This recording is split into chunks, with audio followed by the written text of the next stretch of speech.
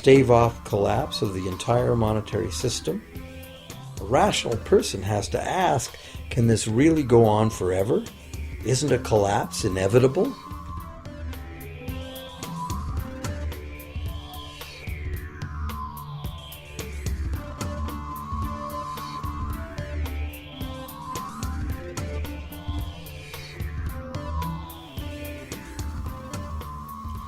Money facilitates production and trade. As the money supply increases, money just becomes increasingly worthless unless the volume of production and trade in the real world grows by the same amount. Add to this the realization that when we hear that the economy is growing at 3% per year, it sounds like a constant rate, but it's not. This year's 3% represents more real goods and services than last year's 3% because it's 3% of the new total. Instead of a straight line, as is naturally visualized from the words, it is really an exponential curve getting steeper and steeper. The problem, of course, is that perpetual growth of the real economy requires perpetually escalating use of real-world resources and energy. More and more stuff has to go from natural resource to garbage every year, forever, just to keep this system from collapsing.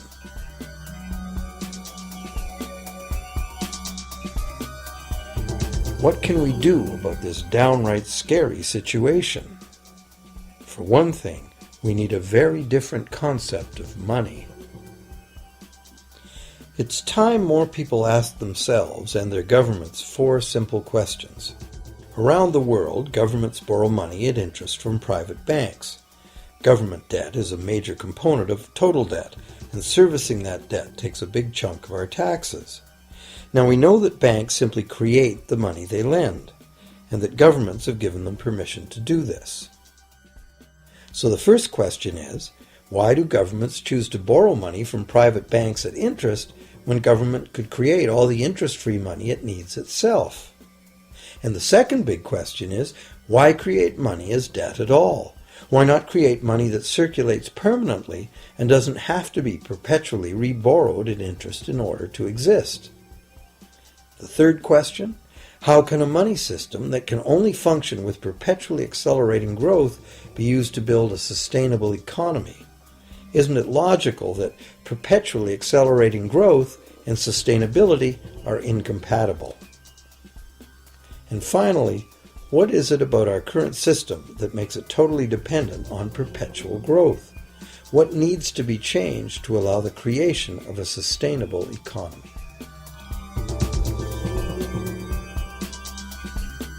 At one time, charging any interest on a loan was called usury and was subject to severe penalties, including death. Every major religion forbade usury. Most of the arguments made against the practice were moral. It was held that money's only legitimate purpose was to facilitate the exchange of real goods and services. Any form of making money from simply having money was regarded as the act of a parasite or of a thief. However, as the credit needs of commerce increased, the moral arguments eventually gave way to the argument that lending involves risk and loss of opportunity to the lender, and therefore attempting to make a profit from lending is justified. Today, these notions seem quaint. Today, the idea of making money from money is held as an ideal to strive for. Why work when you can get your money to work for you? However, in trying to envision a sustainable future, it's very clear that the charging of interest is both a moral and a practical problem. Imagine a society and economy that can endure for centuries because, instead of plundering its capital stores of energy, it restricts itself to present-day income. No more wood is harvested than grows in the same period. All energy is renewable, solar, gravitational, geothermal, magnetic, and whatever else we discover. This society lives within the limits of its non-renewable resources by reusing and recycling everything, and the population just replaces itself. Such a society could never function using a money system utterly dependent on perpetually accelerating growth. A stable economy would need a money supply at least capable of remaining stable without collapsing.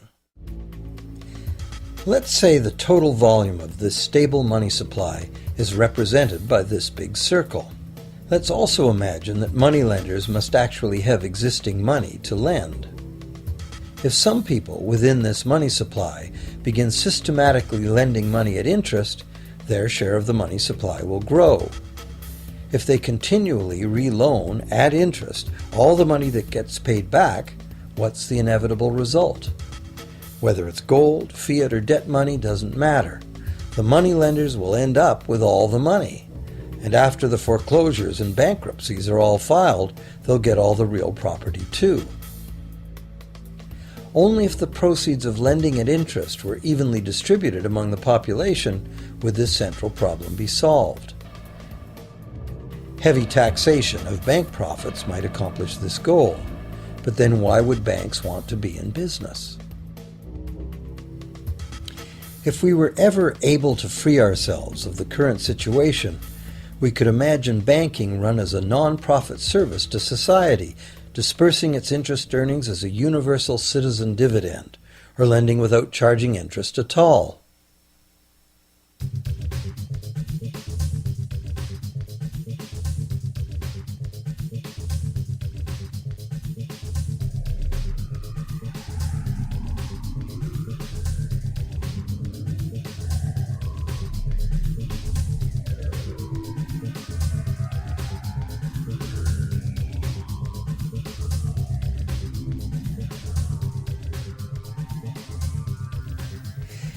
If it is the fundamental nature of the system that causes the problems, tinkering with the system cannot ever solve those problems.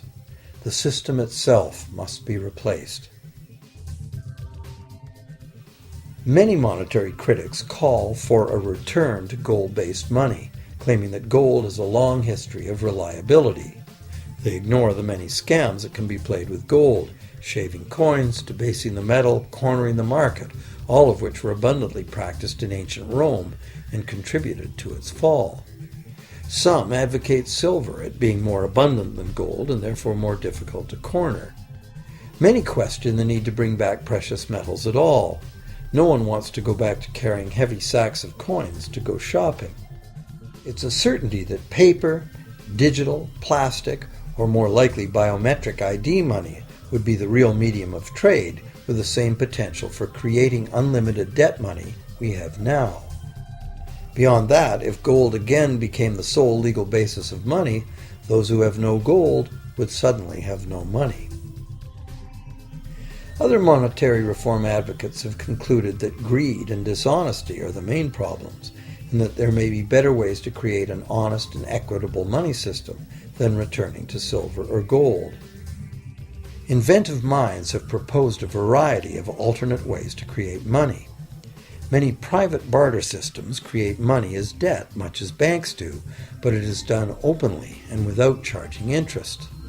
An example is a barter system in which debt is expressed as pledges of hours of work, all work being valued equally at a dollar figure that then allows hours to be equated with the dollar price of goods. This kind of money system can be set up by anyone who can devise a way to do the accounting and find willing and trustworthy participants. Setting up a local barter money system, even if it were little used now, would be prudent emergency planning for any community. Monetary reform, like electoral reform, is a big topic, and one that requires a willingness to change and to think outside the box. Monetary reform, again, like electoral reform, will not come easily, because the enormously powerful interests that benefit from the existing system will do their utmost to maintain their advantage. Now that we've seen that money is just an idea, and that in reality money can be whatever we make it, here's one very simple alternative monetary concept to consider. This model is based on systems that have worked in the past, in England and America, systems that were undermined